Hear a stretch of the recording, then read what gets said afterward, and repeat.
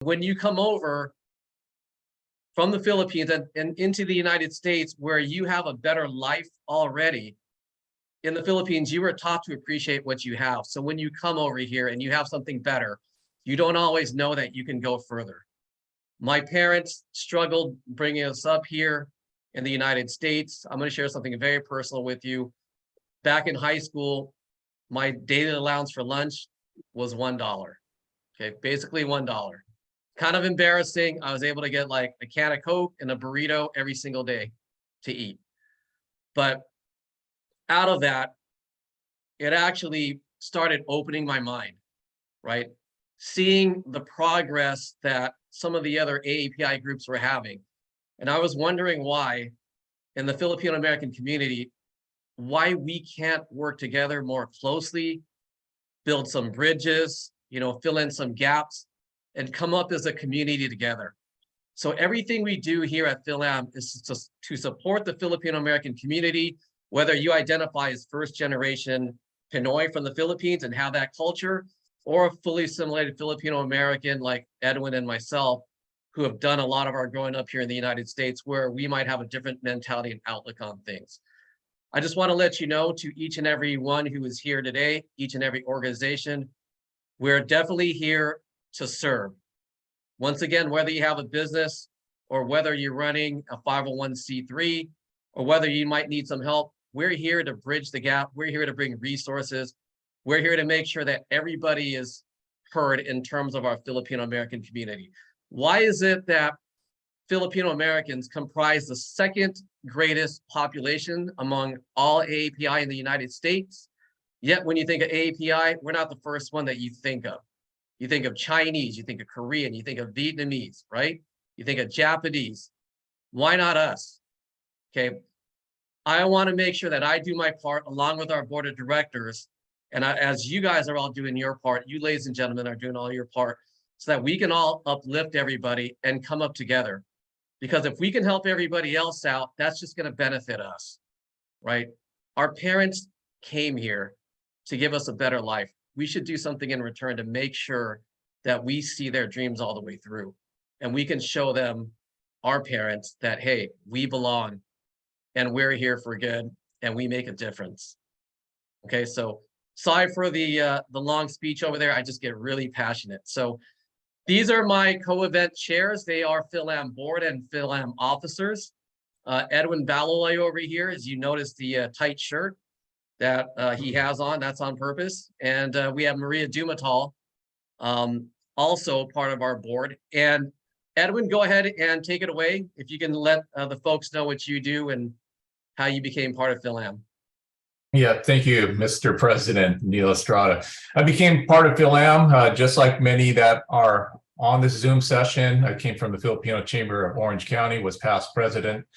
And we always say FACC-SLAA is our first love. However, for our own personal growth and for us to reach more people, Neil came up with a vision, shared the vision about Fil-AM years ago, and we just think that's our way of reaching out to more. And we think that, of course, FACC-SLAA is in great hands.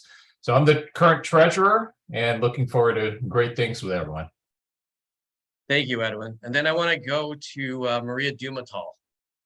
Yeah, hi. Good evening, everyone. I'm Maria Dumatal, and I'm a past president of Asian Business Association Orange County and Fil-AM Chamber of Orange County. And I was actually asked by Neil if I could be part of Fil-AM, and he told me the purpose, and I thought it was a good one. So I participated, and that was like back in 2020, I believe. So do we tell everybody, you asked us earlier what we do? So sure, yes. I'm a development specialist with an organization called Curate Cancer Research Foundation, not quite cultural, but important. So it's research on, started with kidney cancer, but now it's underfunded cancers. And I also on the side do actual grants for other foundations as well. So amazing enough, I only have one Filipino foundation out of 16 of them. So it's kind of weird, but anyway, that's okay. You know what I mean? So anyway, and it's growing. So Yeah, that's what I do then now. And I'm happy to be part of FILAM. Thank you, Maria. Thank you for making the one Filipino organization that you belong to ours. So, It's not FILAM. It's a different. yeah. Oh, it is. Okay. No, it's not. It's not FILAM. Okay. The Well, book- I will say this. I'm so blessed to have these two as part of my board. These two, if you know them, they display the utmost professionalism when they handle their duties. And at the same time, they're very innovative. They have a lot of experience and they just get things done, right? They just get things done. So I, as a president of this organization, am spoiled. And this organization runs and thrives because of our board of directors, who, if some of you heard me the other day, all of us either run an organization and we have nonprofit experience in one way, shape, or form. So very lucky to have these two. But without further ado, this isn't about us. This is President's Day. We're going to meet the leaders. We're going to get the tips. This is going to be an interactive Zoom, and we are going to go into the panel discussion. So in no particular order, but alphabetical order, this is Geraldine Larson, FACC-SLAA President. She's going to be part of our panel. We also have Jay Ungos, our Apple DApp of SBDN. He is the President, Small Business Development Diversity Network, I mean. We have Lois Klavir, FACC-GLA President. And we also have Moises June Aglipay. Did I butcher the Filipino name, June? I gave the American accent over there. So this is a FACC-SLAA's president. So without further ado, I'm going to stop sharing. And how this is going to run is I'm going to go ahead and throw a question out there, the same question to all four presidents first. And then Edwin and Maria are going to chime in with some questions as well. Okay. But first and foremost, let me go to Lois. Okay. So Lois, you've done an excellent job with GLA. How did you come into leadership? And why GLA specifically did you choose to join? Thank you. Thank you, Neil. Good evening, everyone. Very honored to be here and be invited. So I got into GLA because the Google search works. So don't underestimate the power of your website. And so I did a search. Filipino American Chamber and Greater LA came up because it's very close to me here in the Valley. So I checked them out, and then I did networking, and I was really there initially just to meet people and share my experience in banking and finance, because that's I've been in finance banking 22 years, and I've realized that a lot of our kababayans are not really lendable or thriving or being coached to be lendable. So for me, it's like having all of this experience, like I need to share this to my fellow kababayans. And then that kind of, I was active, and then I got picked out by Mr. Jerry Palon here, got invited to be part of his board. And I'm like, okay, I was just new, but I'm going to give it a shot, all in, a few months in participating in the chamber.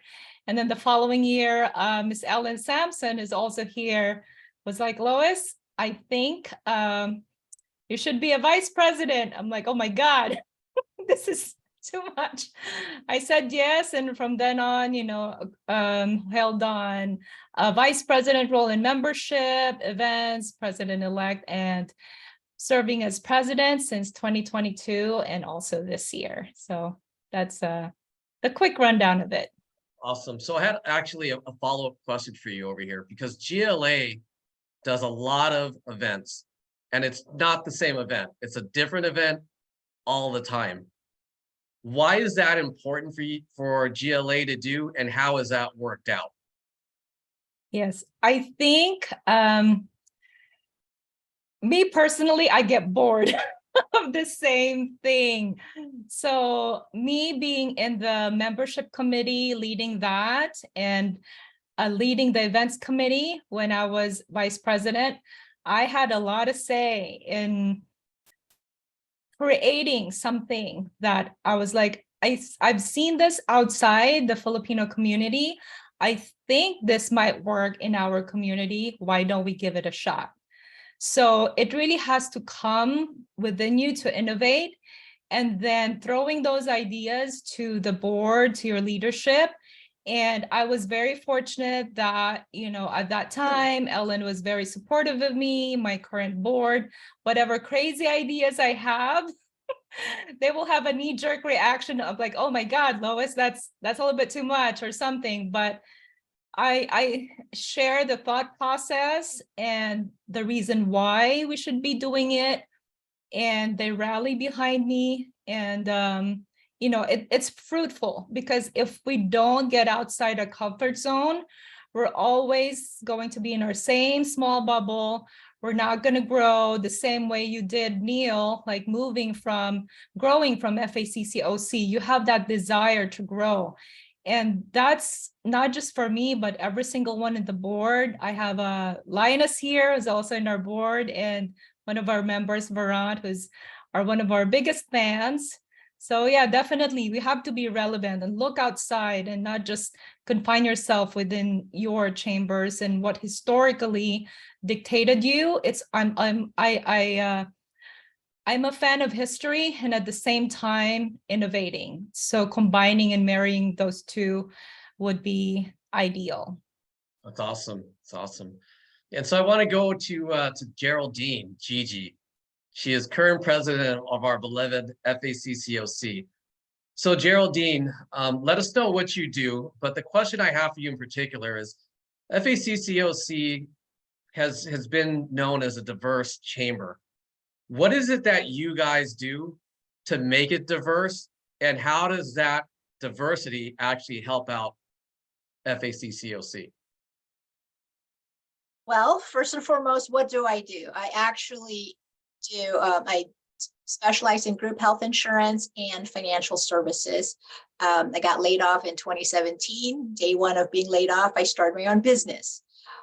So I first and foremost, I actually joined a Tustin chamber because I had an office in Tustin, and came into FACC-OC because Joseph actually, I met him at a networking event, and he asked me to check out FACC-OC. And I also wanted to kind of start networking because I started my own business, and also kind of get into the Filipino culture, if you will, because the only Filipinos I hung out with was my family. So I didn't really have a big network of Filipinos in my life. So I wanted to get in touch with my Filipino side, if you will. I was raised by a Caucasian stepdad. As far as why are we so diverse? I haven't done it on purpose. It kind of was by accident. In Orange County, basically in Orange County, there doesn't seem to be a lot of Filipinos who are business owners. If they are business owners, they either own restaurants or, they're board and care homes, places that don't go to networking events. So because I was an ambassador for the Tustin Chamber, so I learned how to start inviting people. Well, whoever I saw, I invite. Whoever I think we want, the industry that I think we want in our chamber, that's who I go after. I don't go after Fil-AM, I go after industries that I want in my chamber. So that's kind of how we built our chamber, and I think that's how we become diverse. You and Edwin have come recently. I think maybe half of our group is non-Filipinos. So I did a sponsorship meeting today, and they're asking, what is your membership comprised of? And I had to kind of have this cheesy smile on my face going, well, it is Filipino American Chamber, but half of them are not Filipino. So you don't have to be Filipino to join. That's become my 30-second commercial when I go out networking. It's like if one of the first things I say is, yes, I'm the president of Filipino American Chamber, but you don't need to be Filipino to join. We welcome everybody. And one of the things that I did to point out for this year, my tagline, if you will, is elevate. I want to elevate the chamber, elevate our membership, elevate the businesses in our base. And also one of the things, and O'Neill, you've said this before, is my goal is to go out there and collaborate with all the other chambers. So I go to a lot of events. It's hell on the diet, but I'm out there, I'm being seen. I'm also going to like Inland Empire, and trying to really promote if you've ever Googled Filipinos, we're friendly, we're hardworking, we're inclusive. So trying to promote the Filipino culture. Yeah, and you've done a great job, and that's a really great testament that you actually attract other ethnicities to wanting to join the Filipino Chamber, right? Because that is a choice. And when you're in Orange County, we know how it is sometimes over there where certain people want to be in a certain echelon, but the fact that the Filipino Chamber has done that for so long, you continue the tradition. Not only that, take it to the next level is just awesome. So congratulations on the work that you've done as president so far, Gigi. Thank you. I want to go ahead and go to June. That's a great Filipino name. So June, you there? Can you hear me? I'm so there. How are you doing? Awesome. All right. So the one thing I noticed about, SLAA is that you guys have always had a great tradition and relationship with your civic leaders. So why is that important to your chamber, and what has come out of that relationship? That is a magnificent question. And first, to all those wonderful viewers who are viewing us for the first time, let me introduce myself, Moises, or Aglipay. So forgive me if my accent have come a mix between the Taglish and the Ilocano. It will definitely have to come out, but sometimes when I come out with that tone, it comes out with passion, ang pagmamahal. So in my day job, of course, I do work for a state legislator, for the assemblymen here in the state of California. That, of course, these state legislators create the laws and rules of the state. And of course, after hours, I'm actually involved with all the CBOs, the community-based organizations or nonprofits. I'm either their board member or president, just like the Filipino community of Carson, the Filipino Chamber of Commerce, South Bay Los Angeles area. And why we're so close with civic leaders, because usually they are your biggest supporter also too. And it comes hand in hand. That's why. And usually if we're in need of resources on how we can elevate our members, how can we get resources of funding on the business, we communicate with all aspects of the different leaderships. You have your the city, you have your counties, so the municipal, the county, the state assembly, state senate, and of course federal. These is what I've known and I've learned also too in times, and different agencies that can even support many different small businesses, especially these small businesses do really, especially during the time of pandemic. And whenever I see each members of the Philippine American Chamber of Commerce, South Bay Los Angeles area, and many others from different chapters, I don't just see them as business owners, ladies and gentlemen. What I see are dreamers. Some of them came from the Philippines, making a better life for themselves, to share their talents, what they can do, what they can provide.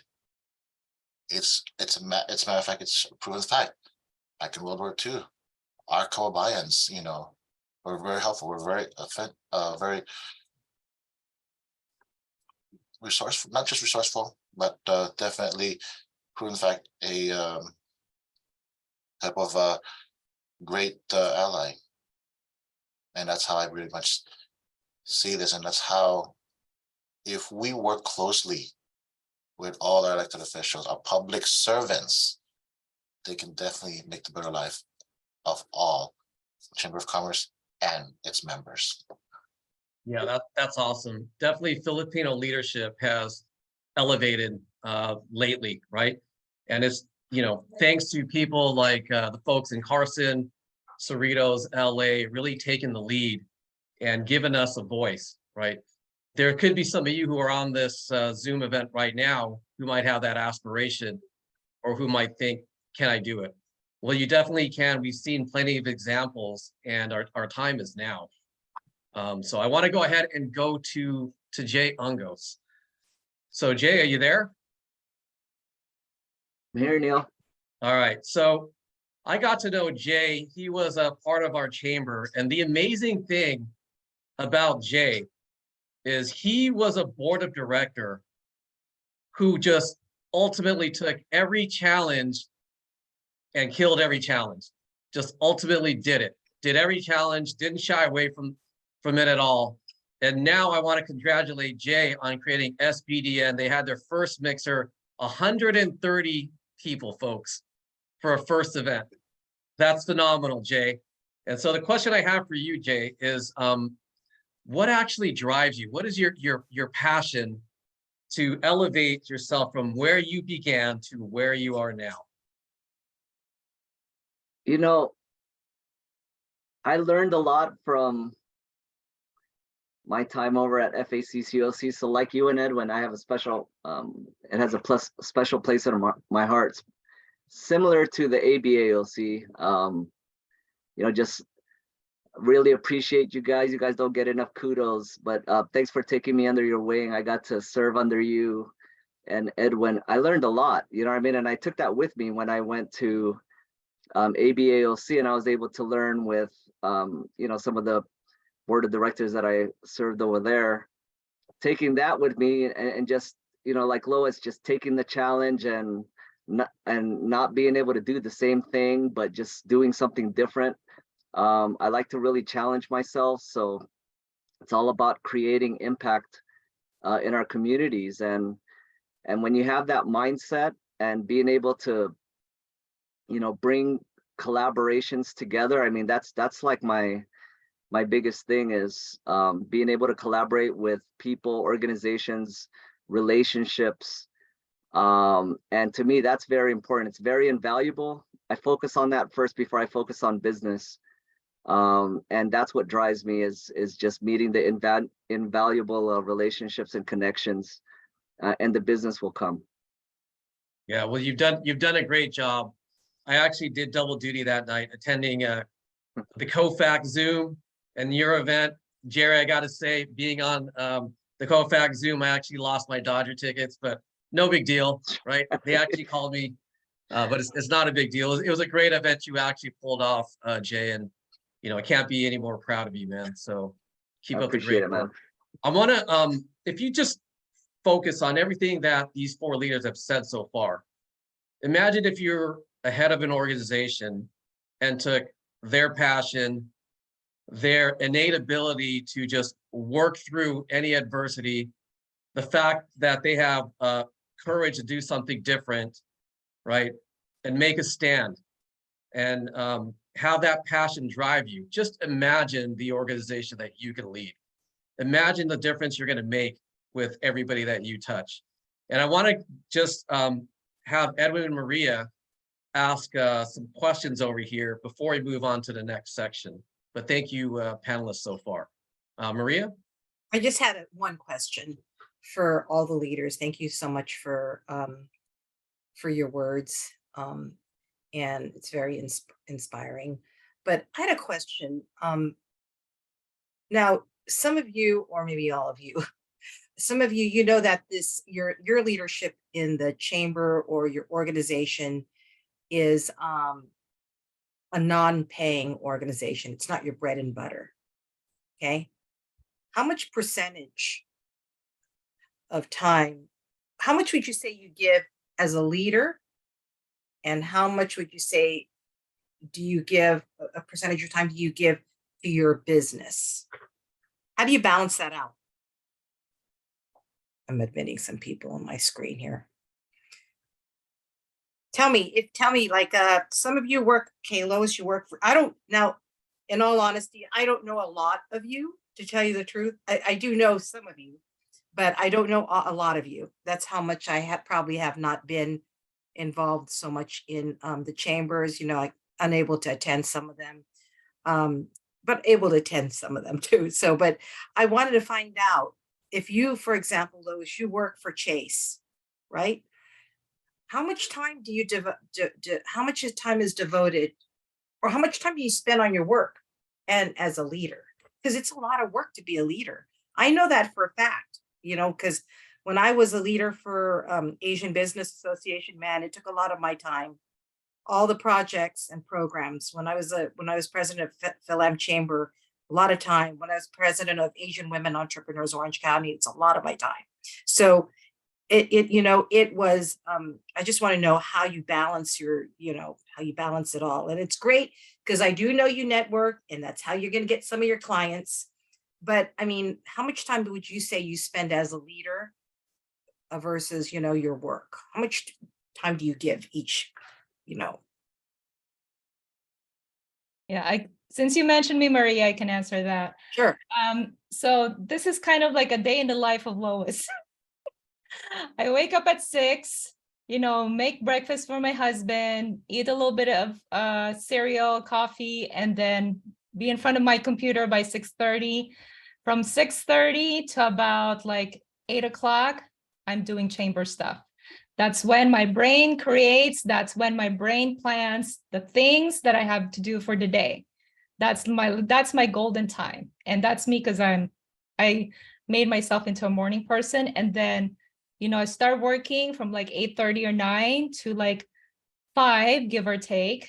And then in between, depending on my meetings, sometimes I would have lunch with a chamber colleague, or kind of like an overlap, because you kind of wanted to see those things that kind of overlap with your business and at the same time with the chamber. But sometimes it's not, but like, okay, I'm just going to do it at lunchtime. And then after work, when I'm on the road, that's when I call. And then I cook for my husband, and then after I cook dinner, then I would do like an hour and a half of chamber stuff. So I kind of like schedule that, and I protect my time. So I tell everyone I'm not available after 8:30 because that's my time for my family. So you mentioned balancing your chamber volunteer, your business. Guess what? You have a third one, your family. Sure. Then yourself. So I want to make sure, like, okay, I have to make sure that is taken care of. And then the weekends, I like to schedule things like random stuff. It becomes like a phone tag, but I wanted to dedicate time. But, I was so active before, but then mentally, it really occupies you. I might not be working on chamber stuff, Yeah, but my brain is occupied. Sure does. It's a lot. And like my advice for everyone is, you've heard of like being lonely in the top. Talk to leaders like this group right here, because it's hard. It's really hard. Yeah. You get all of these challenges left and right, and only you can understand what that other person is going through if they were in the same position as you are now or previously. So don't be scared to create your little group of buddies, and that will keep you going. Which segues into my question. I was worried, Maria, that you stole my question, but I could kind of piggyback off of that, because as a past president, I share with a lot of the new presidents right now some of the things not to do, because of I was one of the people where it did sacrifice a lot of my own business. So Lois talked about setting boundaries on time, and I know I should have done that, but then there's more than just time. She said there's also your focus. So that's a big important thing. But my question is to Gigi, who's 2 months in to her presidency. So then the third thing that I want to throw in there is your brand. So because I would admit that, yeah, my focus probably got messed up when I was president of the chamber. But most importantly, my brand got screwed up, because probably 9 out of 10 posts for me, and not to make this about myself, I hope I'm teaching as well. 9 out of 10 posts on social media for me was coming from Edwin, the president of FACC-SLAA. So it got to a point where my relatives thought I was getting paid to be the president of FACC-COC and didn't think I sold real estate anymore. So Gigi, what's your approach going into your presidency to make sure your brand isn't diluted to where you're still the insurance person and also the president? Thank you for that question. Yes, I am probably the newbie of the group, 2 months into my presidency. My brand is me. So regardless of what I decide to do, my brand is me. So whether that's chamber or my insurance. The one thing I did do, first thing I did do is in January, I hired a virtual assistant. And so I've been offloading a lot of my admin stuff for my business to the VA, and that includes my social media. So all the social media posting that's on my Facebook and my social media, that's my business, is their work. So I'm not even thinking about any of that. And then obviously the brand for Filipino Chamber, I have Jeff Bautista and his team working on the branding for that one. And then if you look carefully on the social media, but both on mine and the Filipino Chamber, all the pictures of me that you see, I do not take any of those pictures. I am the worst photographer ever. My son was the least photographed kid in the world because I just don't do pictures. I don't do it. But I'm around enough where other people are posting for me and I just share them. So I don't spend a lot of time on that. But I do go out there as the president when I network. And this is specifically, not right now, I'm not working specifically for the chamber and as the president. So I don't even talk about what I do. Most people know me as Geraldine, Gigi, the president of the chamber. They don't know what I do because I don't even talk about it right now. My focus is the chamber. When Lois is the balance, I'm not a morning person, but I'm a night owl. So I do all my work at night. So my clients are used to getting emails from me at 2, 3 o'clock in the morning because that's when I work the best. But it is a fine balance. Like Edwin, I know between Neil and Edwin, I called you so many times, being president-elect and coming into presidency. Anytime I need advice, if I'm in doubt, or I'm trying to think of the direction to go, you guys are the ones I've been calling. Jay too, but he's busy right now. So Lois is right. You have to have your network of advisors that can advise you. I have no balance in my life right now, but then I purposely, I went into this chamber, accepted the president-elect position, knowing I'm not going to have a balance. So I don't expect balance. And I think if you focus on making connections, to me, the people that I meet with the chamber and all you guys, that's for me, that's my personal time. All these mixers that I get to go to and all the food I get to eat, that's my fun time. I do have family. My son's 34. He doesn't expect to see me maybe once or twice a month. But sometimes I do get to invite him to our events, like he went to my gala. Probably going to go to the baseball game. So, I kind of mix in some family time with the chamber work that I'm doing. Awesome. I don't know if that helps you guys, but no, that's that how was my brain great, works. Gigi. That was great. I got a question for Jay. It's a clarification question because Jay's organization is not a chamber. So what does SBDN do? What is their function? You're on mute. I've learned a lot within the past couple years, more so in for chamber functions. I learned a lot from Filipino American Chamber. When I was serving as president for ABAOC, that took it to another level, just because I was able to kind of experience how the nonprofit world functioned from, like what June was saying, from the state level, how they got funding locally from the county level, the cities. I was able to go to DC. I was able to go to Sacramento to just really understand the whole dynamics of everything. So, that really inspired me.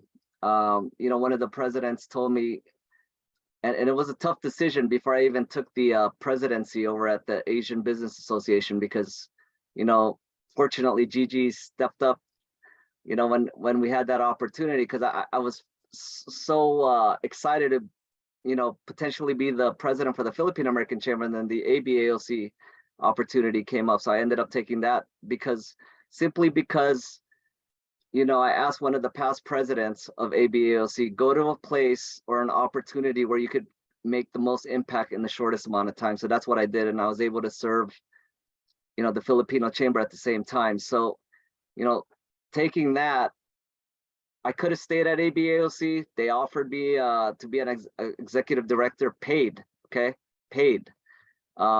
Just because the past couple of years we were fortunate enough to get some grants, some funding. That was the legacy I want to leave behind, was to be able to give them a sustainable model.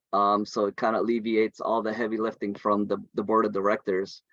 But starting this, it inspired me. Hey, if we are able to do that in one segment, right, which is the Asian, being able to bring those organizations together, why can't we do it for all minority groups? Why can't we do it for all veterans?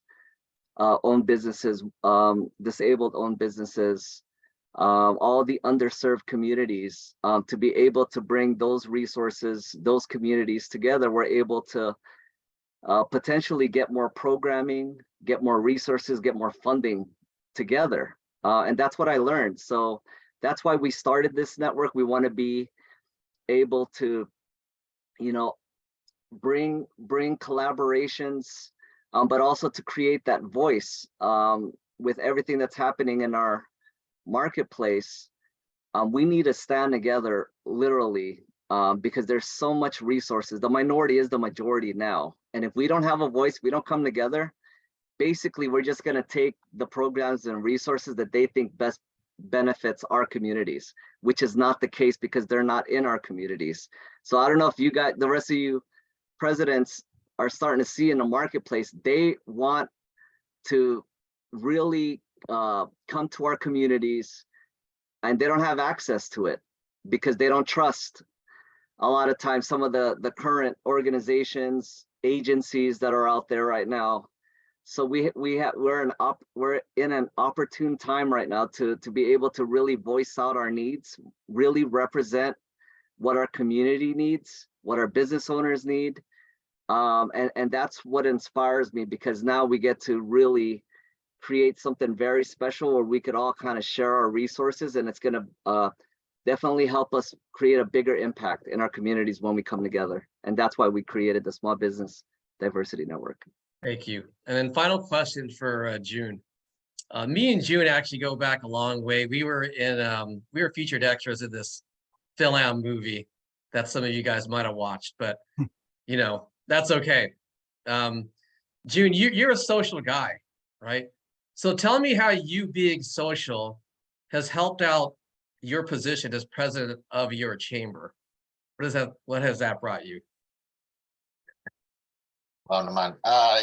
Yes, you may see me pretty much a social guy, but then again, I was not much of a social guy. I mean, being that, coming from the Philippines, immigrant here, more than 30 years in a galaxy far, far away, I tend to kind of like learn things as it goes and kind of study everyone's body language and how they talk. And then when you're comfortable, that's where you start coming out. Then when you start getting to know folks, who they are, and that's how it is. You just have to study them and where they're coming from. Also, too, you have to be a good listener. That's another thing. And of course, the talking part, the speaking part, the being out there. I mean, it's just natural. I mean, all of us are pretty much, whether you're extrovert, introvert, doesn't matter. But it's all about you just want to know a lot of people. My role with this position, as a district field rep, you have to learn all your folks around the district, the business owners, the community leaders, the parents, and all the folks that have those inquiring questions or things of that sort. You have to be an open type person to really, lend them your ear. That's how it's all about, pretty much. And I know all of it, and being in this role, I would lie if I say I became president by accident. No, it's basically, I've been in leadership before in other nonprofit organization, and sometimes, whether you are a first timer or like Gigi, or a long timer like any one of us here, I've been there before. You take that experience as much as you can, study, and how you can blend it in to the roles that you're in this organization, and how can you help. That's pretty much it. Awesome.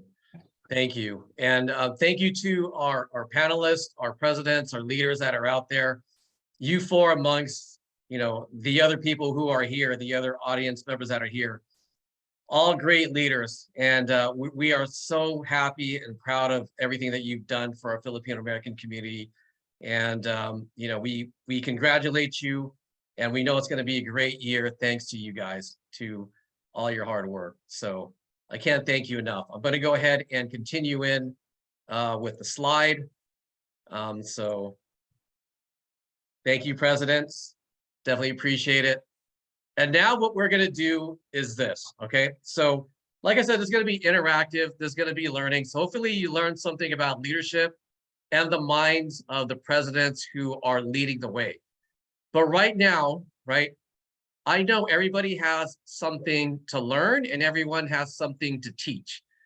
Okay, networking is a contact sport. And so what I'm calling this section is the 10-second takeaway. Some of you guys are smart, so you'll figure this out. Okay, you're going to get a chance to promote your business or your group, but the only way you do that is if you can drop a tip in 10 seconds or less. All right, so I'm going to go ahead and start you out. So let me take this off. And, maybe we could, raise a hand and we can, or you guys can shout it out, but I'll go ahead and start it off so you guys get the gist of it. All right. Okay, so Neil Estrada, Deal with Neil Insurance, State Farm. And my tip for you is show up early and stay late. 10 seconds. Okay, I'm going to call on the presidents, put them on the spot because it happens all the time. Lois, you're up. I knew you were going to call me. Of course.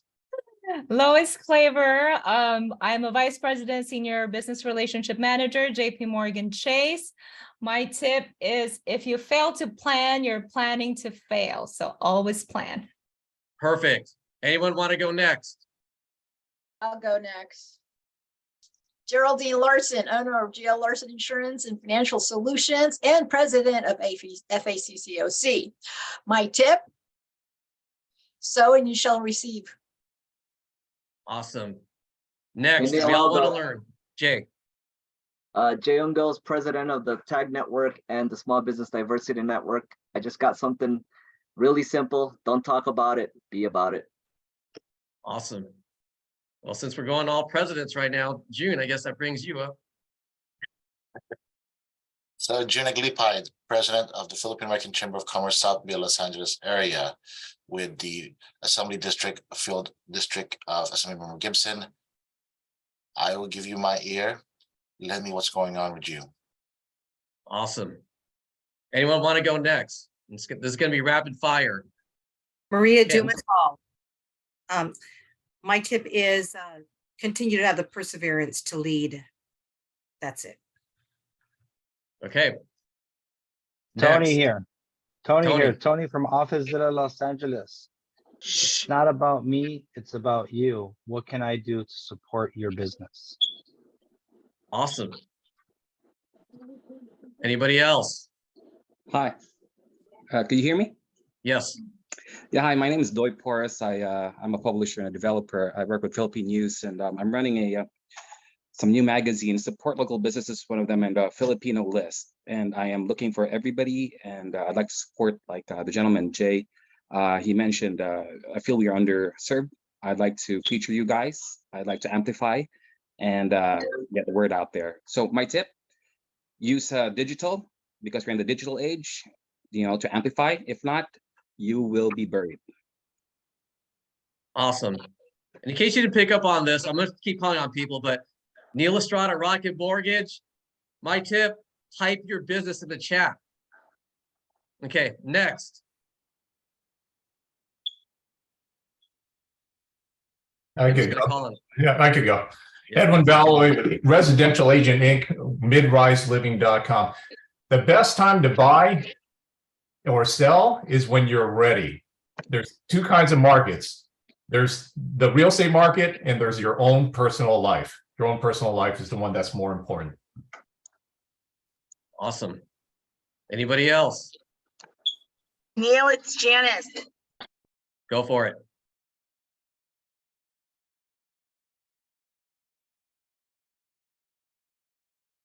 Tip. Turn off your mic. Okay, so let's go next.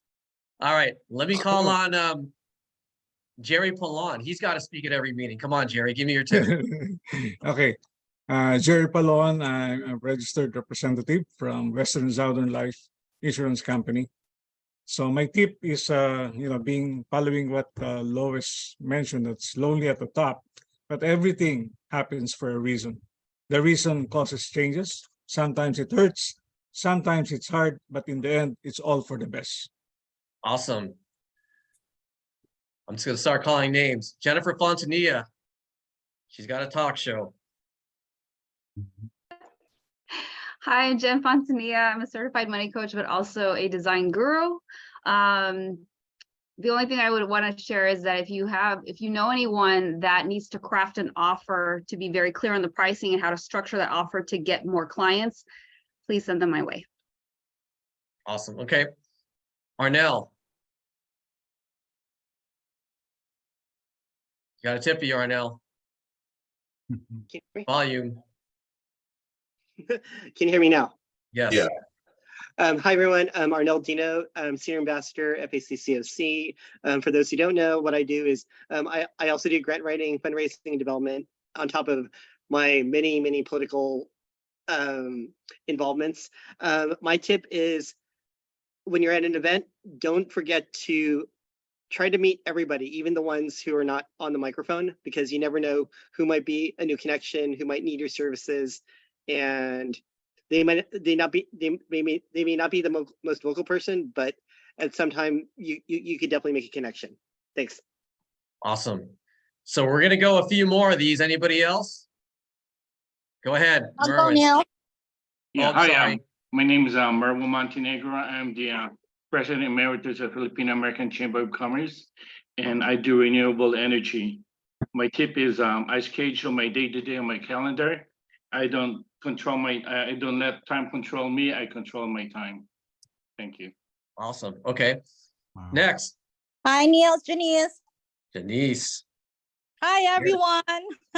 This is Janice Hennes, your real estate gal, and also now your business and life coach. And for my tip for business and leadership and life, it is action creates momentum. Momentum creates energy, and energy creates success. So it's all about taking action. Thank you. That's awesome, Coach. All right. Anybody else? We're gonna go two more. Hi, I'm Sue-Ann Estrada Tumake, incoming president of San Carlinian organization. It's my mother's hometown organization that has been going since 1979. And my tip is teamwork makes the dream work because many hands make light work. And if everyone does a little bit of something, no one has to do everything. She's my sister, by the way. Okay, so last one. I'll go, Neil. Go for it. Hi, my name is Troy Chadwick. I'm president of the Napoleon Hill Institute. Leave everyone you come in contact with the impression of increase. Awesome. That's great. So hopefully everyone here got some tips they can take with them. I'm going to go back and share my screen really quick. Okay, thank you all of you for your contribution. Like I said, that we have something to learn and everybody has something that they can teach. Okay, so let me keep going over here. But what's supposed to happen now, right, is we're supposed to go into a breakout room really quick. And I don't know where the breakout room thing went? It like disappeared. Edwin, do you have it on your end? I do, but I don't have the rooms set up. Well, okay. You want to pass control back to me really quick? You should have control. I do. Yep, I Yeah. do, but yeah, okay. It's not here. Okay, it's basically not here. But in any case, you know, expect the unexpected when it comes to electronics and technology. We actually had the break room ready, but for some reason it's not appearing anymore. So what I'm gonna ask is this, okay? Out of all the tips that you heard, and we heard a lot, can somebody tell me here what their top tip was that they learned out of everything that you heard? I have Neil, Tony here. Mhm. I love what Lois said. How she balances her time frame and she still puts in her time for her husband, and the idea that you make breakfast and dinner. I mean, forget about it. You got my respects even 1,000-fold. So I love that. I mean, I do the same thing too with my daughters. So I take them to school and I pick them up. Many of you guys don't know. So I'm all in. So I get that. So that's my balance is my children. Awesome. Thank you. Anybody else? I'm going to take two more. Don't all be shy now, leaders. If I can say something. Oh my Yes. gosh, hold on. That you, Ellen? Was. I just went to Jerry's screen because it's bouncing. Yeah, the takeaway is not all people are leaders. And these people who are here are actually leaders. Leadership is not something you like or you want to be or what, it's a calling. So if you're just here just for the fame or the fortune or whatever, you know what, you won't last long. Lois is one, example. Despite all the obstacles and everything, it's a calling. That's the first thing I saw when I begged her to accept the vice president, because I know she's gonna go far. In the same way with Gigi, in the same way with June. It's a calling. Not everybody is cut for what you're doing. So that's just what I want to say. Thank you. Thank you. Anybody else want to share a final tip? From out of all the tips you've heard, what resonated with you? I could highlight Jay's tip actually, or his lesson. There's a lot of times we're going to be faced with a tough choice where there's going to be loyalty to your organization or what you think was expected of you, and then there's, on the other hand, one where I can make maximum impact in the shortest amount of time. Sorry, I'm butchering what you said, but maximum impact in the shortest amount of time. So I think 10 out of 10 times, Jay made the right choice, but then it's a very ballsy, it's a very courageous choice. So you have to be able to, you have to be willing to take that chance, I think. Thank you. And sorry, I lied. I got to take one more because Edwin's part of our board. So one more from who's not part of Fil-AM. One more tip that resonated with any of you. Anyone? Going once? Going twice? Okay, well, that brings me to this section then. Thank you, everybody. Let me go here. So I basically have Ellen. It pays to play, right? So I basically have Ellen and Tony. And so I'm just going to spin this wheel. And whoever this lands on, they're going to get a $25 Starbucks gift card. And the other person will get 15. Add 10 more dollars to give away. But since I only have two, I'm only going to give it away to two people.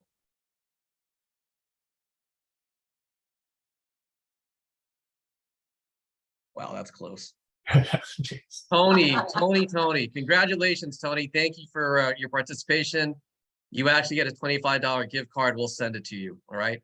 And Ellen, since nobody else joined, you know what? I'm just gonna bump yours up to 25 as well. All right. So Thank you, Neil. Thank you. no, thank you guys. Thank you. I mean, remember what I said earlier, right? Networking is a contact sport. So whether you're in person or whether you're in Zoom, there's always a way to engage, interact, and make a difference. Okay, so there's lessons within these lessons that we're all doing right now. And so bring this back up, sorry. Sorry, once again, I apologize for the breakout rooms. We were supposed to go a deep dive into the tips. Okay, but now I want to bring up our sponsor. Okay, so she's our platinum sponsor. She's heard me say this before. She is our platinum blonde from my own EVA, our Mrs. Queen of COFACC, Ellen Sampson. Ellen, go ahead and take it away. I'm Mrs. COFACC. Oh my gosh. Thank The you. queen. No queen in COFACC. Everybody is. Can you hear me? Hold on. We can hear you. You can hear me? Okay. I'm just saying there's no queen in COFACC. Everybody's at equal footing. And every time I see leaders, we see new leaders emerging and those who are really maturing, we're very happy. Me and Jerry Palon here, we're so happy that you start your own and you blossom. You know, we're just here to be of help. And in any small way that we can help and make a difference. But for us, succession planning is very important. That's the reason why we try to help bring in new leaders, because the legacy of what we started in COFACC will never be successful unless we find people who can replace us in the future. And one way of helping you guys, you know, maybe it started with a trend of the virtual assistants. And here I'm wearing the hat of my own Eva. There's this question about the branding. Actually, my branding suffered with the chambers. You know what? Because they know Ellen is with COFACC. They don't know that Ellen is a geriatric care manager. I have 3 companies and I'm servicing multi-mainstream companies using my own Eva.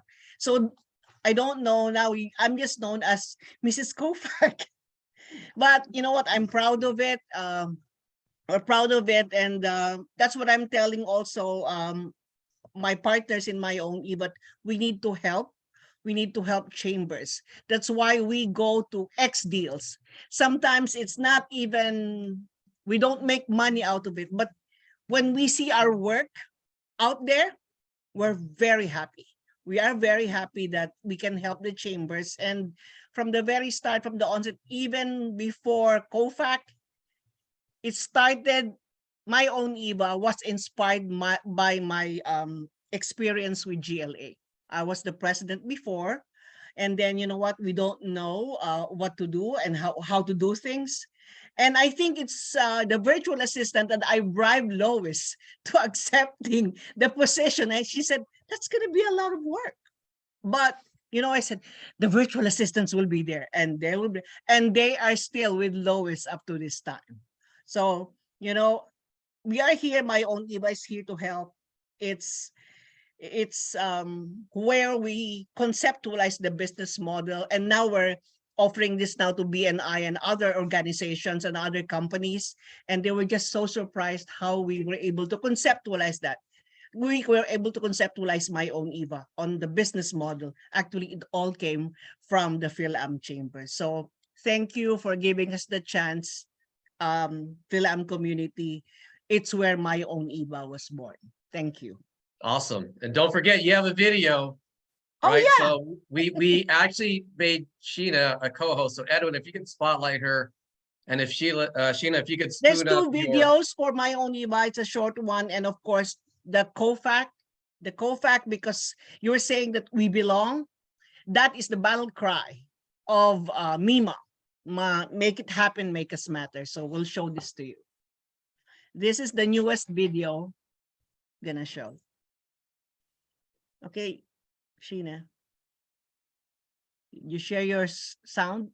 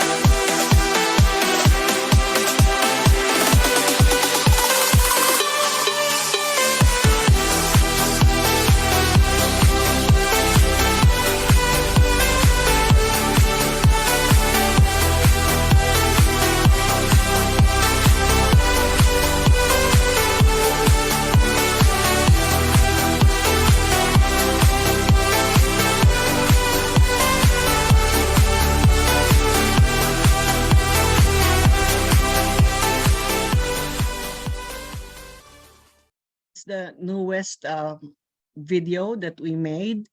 And Sheena, the next one, oh, this is for my own Eva, a short, video about us.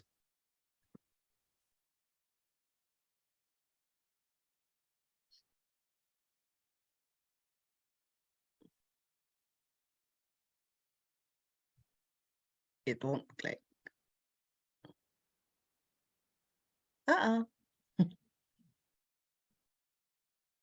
Okay.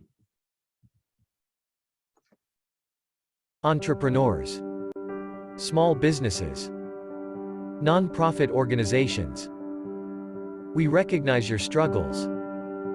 That is why we are here to empower you in your business, helping you to unlock its true potential. With our help, you will have the tools and resources needed to make your business thrive. We believe in giving you the power to create something amazing, allowing you to make your dreams come true. At My Own Eva, your virtual assistants can help you in many ways.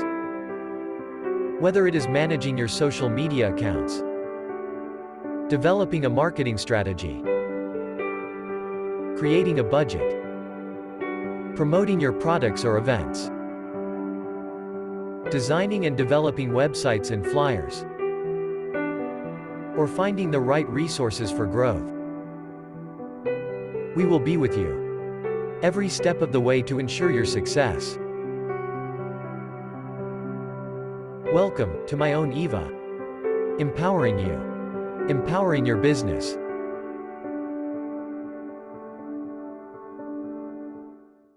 Okay. Thank you, Ellen. Thank you, My Own Eva. And really quick, in keeping up with the Filipino tradition, you know what we have to do, guys, right? Take a picture, everybody. So if we could set this to, and Fred's not here today, so if we can set this to a gallery view, and if you guys are on and you can hear me and you don't have your photo up, I'm going to give you 5 seconds to turn on your camera. And we'll snap a photo. Oh, here we go. Yeah, I'll give you another 5 seconds. All right, here we are. Okay, 1, 2, 3. 1, 2, 3. 1, 2, 3. All right. So thank you. I know this was only a less than 6-day promotion. So for you guys all come out here and support it is awesome. All right, I'm going to keep going here because now we're on the bonus part over here where we all can learn even more. So we learn from our leaders, we learn from each other, but we're bringing in a personal development coach, and he's doing this out of the goodness of his heart. Okay, so the secret surprise bonus from Fil-AM. This section is called 15 Minutes of Fortune from Troy Chadwick. He is half Filipino. He is our people. He is the president of the Napoleon Hill Institute. So if you can, grab a pen, grab a piece of paper, and let's give it up for Troy Chadwick. Troy, go ahead and take it away. Gold. Speaker. You gotta There we unmute go. yourself, Got to turn my Troy. mic There you on. go. There we go. So Neil, first of all, I want to say thank you. It's because of your heart that I'm here. I got to tell you, like attracts like, and it's magnificent. You're such a beautiful man. You're powerful, and definitely your heart is in the right place with regards to helping people. So that's magnificent. So anyways, my name is Troy Chadwick. I'm president of the Napoleon Hill Institute. Yes, Napoleon Hill as in Think and Grow Rich. And I was coached by the best in the world. His name is Bob Proctor. Those of you who know The Secret, maybe you've heard of the Proctor Gallagher Institute. I'm a consultant for the Proctor Gallagher Institute. Having said this, I learned a lot from that beautiful man, and he taught me something extremely important. He taught me that knowing is not where it's at. He taught me that it's all about understanding, especially understanding two things. And those two things are who you are and how your marvelous, miraculous, incredible, powerful mind works. Now, what's interesting about all of this here, where we've been, talking about the things that we want. See, what I've heard is that we're always trying to better our circumstances.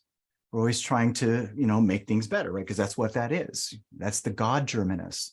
I like to think of that as dissatisfaction, right? Think about how drab our world would be if it weren't for us having that inside of us, this yearning for more, for growth, for creation, right?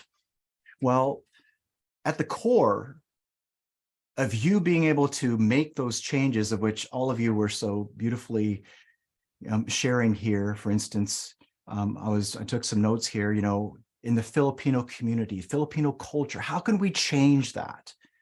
Well, first you've got to understand what that is if you want to change that. Because if you don't understand it, it's not going to make a darn bit of difference what you do. You got to deal with the core, the cause. And there were some other things that were talked about here in terms of needing resources and being able to attract to your life resources. Well, again, that's a result. How do you attract that into your life? And there's some other things that were shared as well in terms of maybe even setting boundaries. You know what's interesting about setting boundaries? You don't have to set boundaries because the boundaries set themselves based on what you believe to be true of yourself. Think about that. See, what you've got to do is just be firm about what you would really love for your life, and the boundaries automatically set themselves. But see, that's an effect in itself. But then there were other things that were brought in here, which were all beautiful, because it's very clear that every single one of you is seeking to better the lives of not only yourselves, but also for other people. I mean, here we got, for instance, helping underserved communities. Okay, what's at the root for why those communities are underserved? What's going on inside? And again, if you don't understand that, then it's not going to make that much of a difference with regards to you being able to help them if you don't deal with the cause of what's happening there. Which is why I love what I've learned about myself in terms of, who I am and how my mind works, and actually stuff that's been taught from this book, Think and Grow Rich. I mean, really, if you think about it, like if you want to be rich, you've got to think you're rich first. See, what I'm going at here is that if you want to externalize in your outer world the life that you would love to have, you're going to have to deal with what's causing the results that you have right now. And right here is where most people are clueless about what's causing the results. There's always blaming of the outer circumstances. It's the government's fault, or it's that person. I didn't have the opportunity. I didn't have the resources. Nobody hired me, blah, blah, blah, blah, blah, when actually that's not the cause. The cause is rooted based on what's happening inside of you. It's always that. If you look around you, the best way that I can illustrate to you that how it's all rooted in what's in one's mind is all you have to do is just look around you, my friends. As a matter of fact, every single one of you, look around you in the room that you're in right now and just point out two material things in the room that you're in that have been made. Here, I'm looking at my camera. Okay, we can look at this book. You can look at your phone. How about the clothes you wear? Edwin, that wonderful, awesome shirt that you're wearing, right? Or even the background that's behind you, the glasses you have on. Now, I really want you to think about this, my friends. What do all of those things have in common? You know what they have in common? All of those things were in someone's mind first before they became the material thing. Someone imagined it first before it became the fact. Now, this is a big deal. See, the world that we live in is not a material world.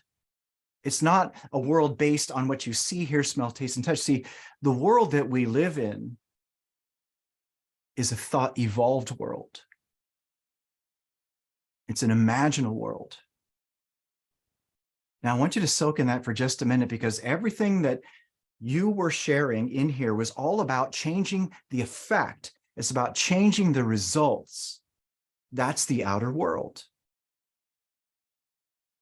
Now, I just shared with you in terms of all the things that were made, whatever the businesses that you have, whatever that's here, us being on this call. See, it was a thought before it became an idea, before it became the thing. Now, the thing I want you to look at for you is think about your results right now. Think about what's been happening in your life. Have things been pretty much the same, or have they been changing dramatically, or have they been going down? Now, that's an important question, because we're talking about your finances, we're talking about your career, we're talking about your lifestyle, we're talking about the people you surround yourself with, we're talking about the home in which you live, the car in which you drive. What are all of those things? They are the same things as those physical things that you just pointed out. They're results. That's your outer world. Now, soak in this for just a moment, my friends, because at the core of you being able to change effectively the outer world in your life, you will have to deal with what's causing it, which is nothing more than thinking. I'm going to share something with you that's beautiful and powerful that will help me to illustrate to you that the solution to every problem in your life is not going to be rooted in the outside. It's going to be rooted solely based on from what's happening inside of you, based on how you're thinking. Now, soak in with what I'm saying here. This comes from a book that I've been studying. It's an amazing book called Secret of the Ages by Robert Collier. Now, remember, you're seeking big changes in your outer world. You're seeking changes in the results you're wanting to improve, right? Now, in terms of Robert Collier, this is someone that Napoleon Hill studied. But I want you to pay close attention to this one paragraph. But before I dig into this paragraph, I'm going to give you a warning. We have been conditioned to just gather information, to live our lives based off of, I know that. Oh, yes, I know that. Oh, I can repeat it. I've memorized it. I have news for you. What you know doesn't mean jack. The only thing that matters is what you do. And the things that you do are based on what you understand. So when I'm sharing with you this knowledge is not power. Knowledge is not power, my friends. And that's another thing that we've been conditioned to think from. That knowledge is power. No, it's not. It's only potential power. And the only way that anything in terms of knowledge becomes power is when it's used. See, this is passive. This is static. Everything that I'm sharing with you is passive. It's static. The only way that it's going to impact your life and change your life is if you shift it from being passive and static to being dynamic. Why? Because life is dynamic. Everything's always moving. Nothing ever sits still. Everything's always moving into form. In terms of the form that it's moving into, it's either creating or disintegrating. The choice is yours. Now pay close attention to this, because this right here, I'm talking about understanding it. I'm not talking about knowing this. Understanding this and using this in your life can get you the exact results that you seek. Now, what does he say here? He says, every condition, every experience of life is a result of our mental attitude. We can do only what we think we can do. We can be only what we think we can be. We can have only what we think we can have. What's he talking about here? He's talking about what you believe to be true. All of you write this down in your notes. What I believe is the law from which I operate. Also write this in your notes. I will never go further than what I believe to be true. Now, again, let's really think about this, my friends. We can do only what we think we can do. We can be only what we think we can be. We can have only what we think we can have. What we do, what we are, what we have, all depend on what we think. It all depends on what you believe to be true.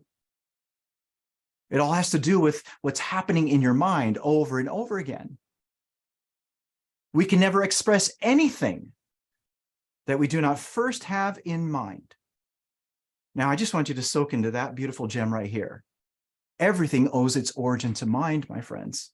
Everything. And what's in mind? Thought. It's thought that externalizes itself. There's no way that you or anyone will be able to get what you want if you're constantly focusing from what you don't want. Why is that? It's because thought externalizes itself. You become what you think about most of the time.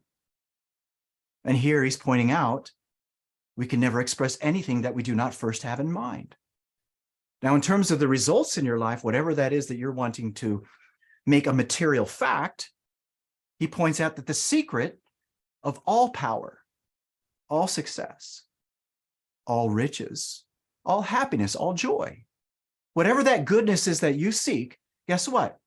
The secret, which is not a secret, is in first thinking powerful thoughts, successful thoughts, thoughts of wealth, of supply, of happiness, of joy, of wealth, of prosperity.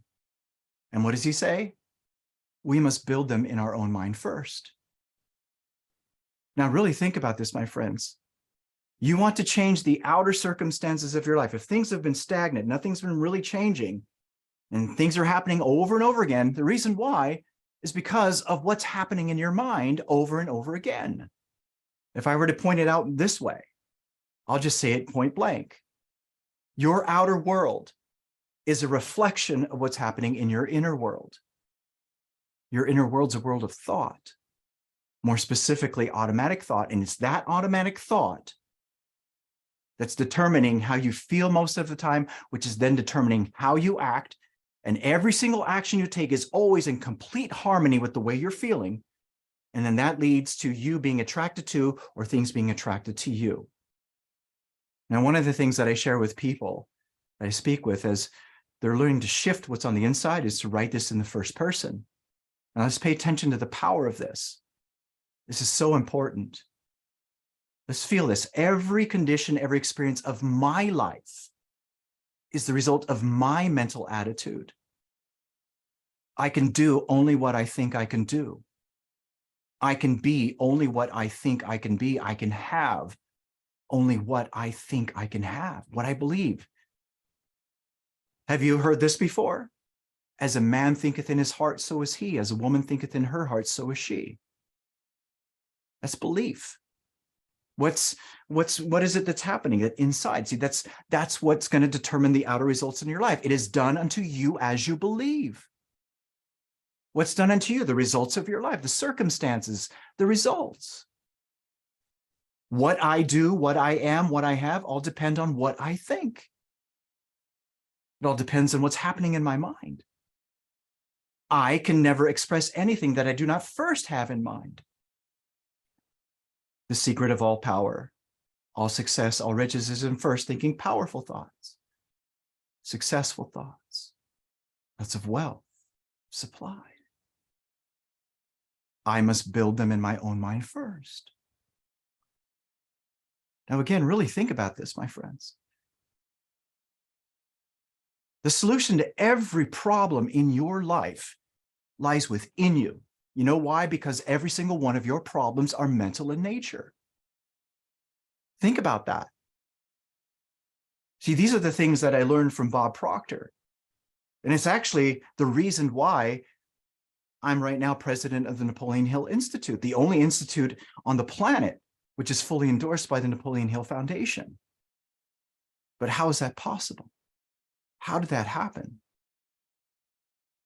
You know, many of us have heard this phrase. Have you heard this before? The definition of insanity is doing the same thing over and over again, expecting a different result. How many of you have heard that? Doing the same thing over and over again, expecting a different result. But you know what? That's a very shallow definition. Why? Because everything you do is based on how you feel. How you feel is determined by, oh, here we go, how you think. And where the reason why most things never change is because people don't change how they think.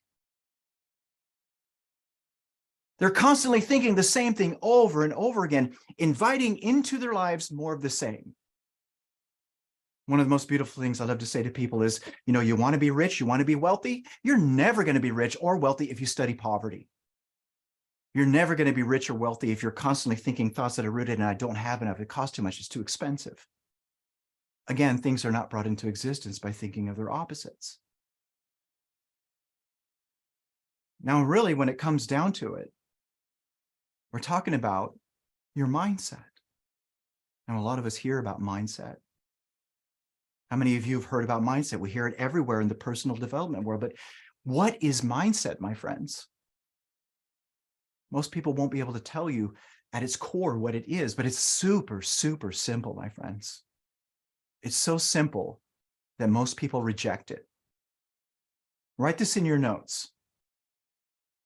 My mindset is what's set in my mind. Now, really think about this, my friends.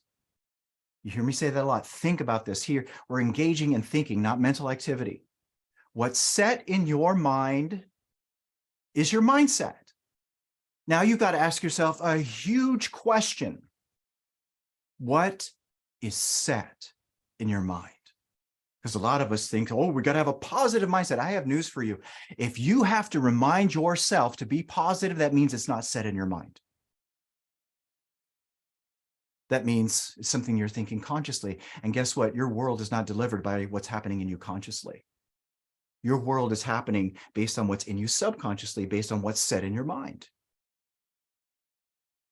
So what's set in your mind? This is what's set in your mind. It's so simple, my friends. Write this in your notes. What's set in my mind are my beliefs and habits. That's it, my friends. You want to see what's going on in your mind. You want to know what you believe to be true of you and what the habits you have are in your mind. You just need to look at your results, because your results tell the truth about what's set in your mind. As a man thinketh in his heart, so is he. As a woman thinketh in her heart, so is she. What's the heart? That's the subconscious.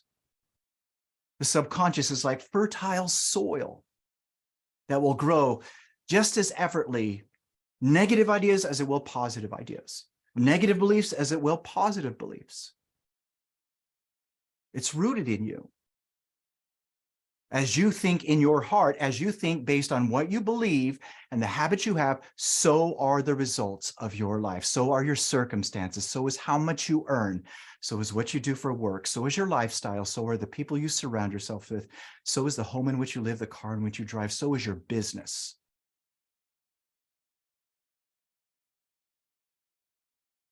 It's all rooted in that. Now, so many of us have unfortunately been conditioned to think that it's all about strategy. It's all about the mechanics. It's not. There's a lot of knowledge that's been shared here about how to improve the results that you want in your life, correct? A lot of beautiful, powerful information that will help you to change. See, that's mechanical. That's strategy. But guess what? If you don't have the mindset behind it to enforce the strategy, to enforce the mechanics, it's not going to happen. And unfortunately, we've been conditioned to think that it's 95% strategy, 95% mechanics. No, it's not. It's 95% mindset. And it's 5% strategy. Awesome, Troy. That's how you're thinking. Thank you so much. Change that. You don't change your life. That's awesome. It's awesome. Thank you, Troy. Round of applause for Troy, everybody. Troy, can you type in the chat how they can get a hold of you? NapoleonHillInstitute.com. Well, okay. So hopefully everybody, you've had a chance to learn from the leaders, learn from each other, learn from a personal development coach, okay, legitimately. And what I want to do to wrap this up, because I know we're now bumping on that 7:31 mark right here, is just share the last section with you, which is basically this, okay? And Troy, once again, thank you for that. That was awesome. Super awesome. Fil-AM has an event coming up. This is going to be in-person event, API night with the Angels at Angel Stadium. The tailgate and mixer is going to be the highlight of the event. You can see we are collaborating with different orgs that are there. So FACC-SLAA is one of them. SBDN is another. We have the Korean Chamber, Vietnamese Chamber. This is going to, ARIA, this is going to be something that you want to attend over here, right? Because we're Filipino. Is there going to be food? Yes, there is. Take a picture of this. I'll send you the information. It is a potluck, but it's free to attend the mixer. Okay, if you have to pay to get into the parking lot or for like $10 or go across the street and walk in for free, you can do that. But there is a game over here. Okay, and the game prices are dirt cheap. They're in the $30 range. Okay, you get seats that are lower level in the 100 level, I think around the third or first base. And we're supporting another nonprofit called ABAOC, Orange County American Pacific Islander Community Alliance. And they're a great organization. You know, they've given me They gave me somebody who needed the opportunity to work. As an employer, I paid nothing for their insurance. I didn't even pay their salary. So come meet them. As you can tell, this doesn't benefit Fil-AM. This here is to elevate the entire AAPI group, all of us and all of our AAPI affiliates. So we have one more thing we want to share with you. Go ahead and say the dates. May 5th, that's when we're going to have AAPI night, right? Cinco de Mayo, why not? June 17th, collaborating with FLOC, Filipino American Lawyers of Orange County, and FACC-SLAA on Independence Day. We will have a golf tournament either June 27th, Tuesday, or June 29th on a Thursday, that we are going to pick a location very soon, within the next week to 2 weeks. And then October, we are going to have our Filipino American History Month celebration. And with that being said, I just want to say thank you on behalf of Fil-AM, Maria, Edwin. Thank you, leaders. Thank you to our speakers. Thank you to our sponsors. Thank you to our audience. You guys keep making a difference for the Filipino American community, and we salute you. Thank you for all you do. Have a good evening, everybody. Thank you, guys. Thank you. Thanks, Neil. Thanks, You're welcome. Go everyone. ahead and download the chat if you want to get everyone's Thank you, information. Neil. Thank you. Thank you. Thank you, Neil, and everyone, and presidents.